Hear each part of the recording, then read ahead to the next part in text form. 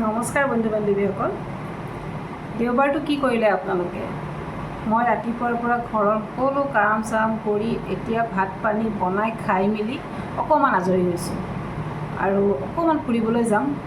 কাম এটা আছে, কামটো কৰিবলৈ যাম।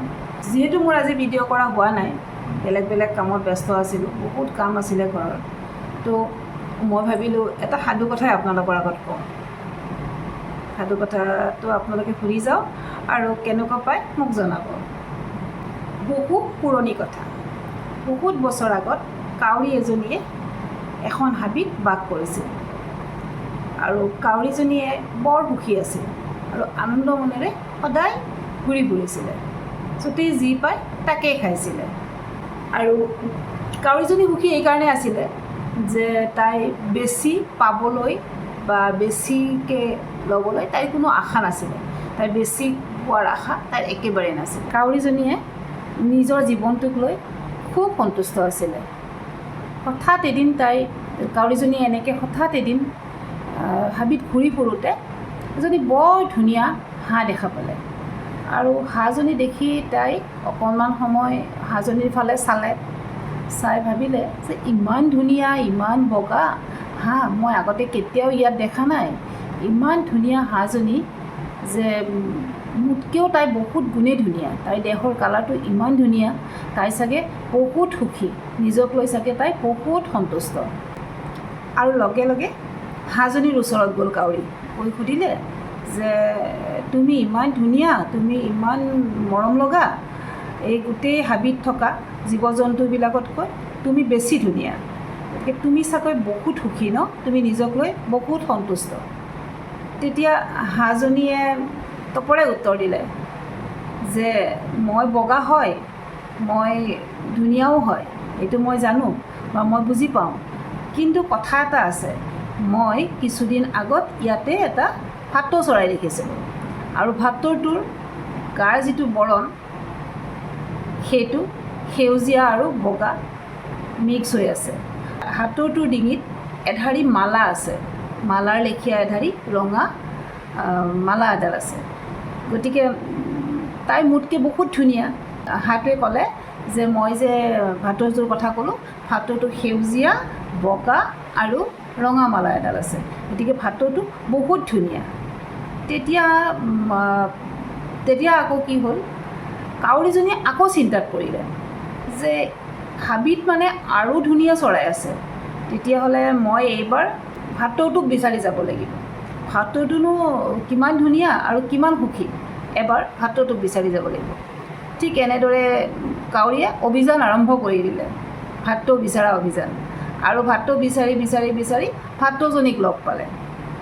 ভাটৌজনীক যেতিয়া লগ পালে, ভাটৌজনীক সুধিলে তুমি ইমান ধুনীয়া, তোমাৰ দেহত তিনিটা ৰং আছে, বগা, সেউজীয়া, ৰঙা, গতিকে তুমি ইমান ধুনীয়া, গোটেই পক্ষীবিলাকৰ ভিতৰত তুমিয়ে চবতকৈ ধুনীয়া, গতিকে তুমি বহুত সুখী নহয় জানো?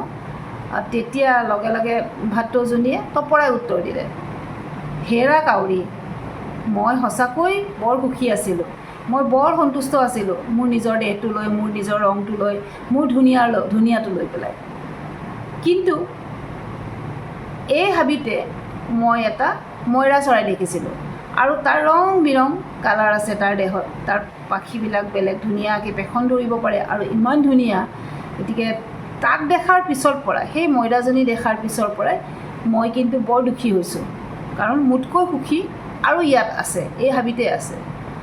তেতিয়া কাউৰীজনী আৰু অধিক চিন্তাত পৰিলে, তাৰমানে এই হাবিখনত আৰু বেলেগ ধুনীয়া চৰাই আছে, তেতিয়াহ'লে এইবাৰ মই ময়ৰা বিচাৰি যাম। এনেদৰে কাউৰীজনী কি কৰিলে, গোটেই হাবিখন বিচাৰি আছে, গোটেই হাবি বিচাৰি চলাত কৰি দিলে, কিন্তু ময়ৰা চৰাইটো বিচাৰি নাপালে। বিষণ্ণ মনেৰে আকৌ উভতি আহিলে, আকৌ ভাটৌজনীক সুধিলে যে তুমি যে মোক ময়ৰা চৰাইটোৰ কথা কৈছিলা, মইতো ময়ৰা বিচাৰি নাপালোঁ। তেতিয়া ভাটৌ চৰাইজনীয়ে মাত লগালে যে মই যেতিয়া সেই চিৰিয়াখানাখনলৈ গৈছিলোঁ, চিৰিয়াখানাত মই ময়ৰা চৰাইটোক দেখি আহিছোঁ, গতিকে তুমি তালৈ যোৱা আৰু তাত গ'লে ময়ৰা চৰাইটো লগ পাবা, যদি তোমাৰ লগ পোৱা ইচ্ছা আছে। কথামতে কাম। এইবাৰ কাউৰী ৰাওনা হ'ল চিৰিয়াখানালৈ। চিৰিয়াখানাত কিছু সময় ঘূৰি ফুৰিলে হঠাৎ দেখিলে এটা মানে জুম পাতি মানুহে একদম চাই আছে কিবা এটা। কাউৰীজনী ভাবিলে দূৰৰ পৰা যে কি চাই আছে তেওঁলোকে। কাউৰীজনী উৰি গ'ল, ওচৰলৈ গৈ দেখে যে ভিতৰত ময়ৰাজনী আছে এটা পিঞ্জৰাৰ ভিতৰত, আৰু বাহিৰত বহুত মানুহ চাই আছে। কোনোবাই ফটো উঠি আছে, কোনোবাই ময়ৰাৰ ফটো উঠাইছে, কোনোবাই চেলফি উঠিছে ময়ৰাৰ লগত। গতিকে ময়ৰাটোক চাই আছে। এতিয়া মানুহৰ মাজততো কাউৰীয়ে গৈ পেলাই ময়ৰাৰ লগত কথা পাতিব নোৱাৰে, মানুহবোৰ যাব দিলে। তাৰপিছত ময়ৰাক সুধিলে যে ময়ৰা, এই যে মানুহবোৰ আহিছিলে তোমাক ইমান জুম বান্ধি চাইছে, তোমাৰ লগত ফটো উঠিছে, তোমাৰ ফটো উঠাই লৈ গৈছে, গতিকে তুমি চাগে পৃথিৱীৰ আটাইতকৈ সুখী। এই তোমাক মানুহবিলাকে ইমান ভাল পায়, গতিকে তুমি আটাইতকৈ সুখী চাগে, নহয় জানো ময়ৰা? তেতিয়া ময়ৰাই কথাখিনি শুনি আছে। কথাখিনি সম্পূৰ্ণ হোৱাৰ পিছত, কাউৰীৰ কথাখিনি সম্পূৰ্ণ হোৱাৰ পিছত ময়ৰাই খুব দুখেৰে ক'লে, হে সখী শুনা, তোমালোকেতো এই হাবি জংঘলত মুক্তভাৱে বিচৰণ কৰি আছা, আৰু মই এটা পিঞ্জৰাৰ ভিতৰত বন্দী হৈ আছোঁ। মই যিমান ধুনীয়া নহ'লেও কি হ'ল, মই কিন্তু এটা পিঞ্জৰাত বন্দী হৈ আছোঁ। এই দুখে মোক জহি কহি মাৰিছে, কোনোবাখিনিত মোক শোকে বিন্ধা মাৰি ধৰে। মোৰো তোমালোকৰ নিচিনা মুক্তমনে উৰিবলৈ মন যায়, মুক্তমনে ঘূৰি ফুৰিবলৈ মন যায়। গতিকে মই আটাইতকৈ দুখী চাগে, এই হাবিৰ মাজত থকা আটাইতকৈ দুখী ময়েই হ'ম নেকি। মোৰ নিচিনা দুখী আৰু কোনো নাই, মই একেবাৰে সুখী নহয়। তেতিয়া কাউৰীজনী আচৰিত হ'ল, আৰু তেতিয়া বুজিলে যে তেওঁৰ জীৱনৰ গুৰুত্ব কিমান আন কাৰোবাইহে তেওঁক বুজাই দিলে। তেওঁৰ জীৱনটোৰ কিমানখিনি গুৰুত্ব সেইটো আন কোনোবাইহে তেওঁক বুজাই দিলে। ঠিক তেনেদৰে আমাৰ মনৰ ভাৱধাৰাবোৰো তেনেকুৱাই। এই কাউৰীজনীৰ দৰে আমি একেদৰেই ভাবোঁ, একেদৰেই কামবোৰ কৰোঁ। আমি আমাৰ সুখক বা গুণখিনিক, আমাৰ নিজৰ গুণখিনিক সদায় আনৰ লগত তুলনা কৰোঁ। এইটো কৰিব কেতিয়াও নালাগে। এই সাধুকথা আপোনালোকৰ লগত ক'লোঁ। এইটো পঢ়ি অকণমান মোৰ কিবা এটা চুই গৈছিলে, সেইকাৰণে মই আচলতে সাধুকথাটো ফেচবুকতে বোলো এবাৰ দি চাওঁ, মানুহেনো আদৰি লয় নে নলয়।